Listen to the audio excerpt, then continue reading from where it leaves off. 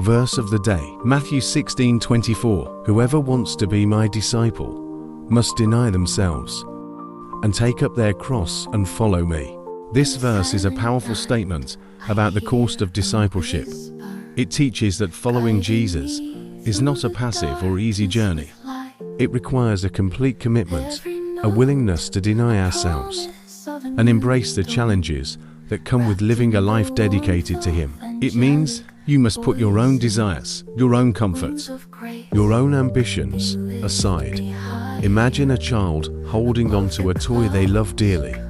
To follow the Lord, you must be willing to let go of that toy, to trust that He will give you something even better. It means you'll face challenges, difficulties, and even pain along the way. There will be times when you feel the weight of your commitment, when the path seems steep and the road ahead uncertain. The path of discipleship is not easy. It is a journey that requires sacrifice, commitment, and faith.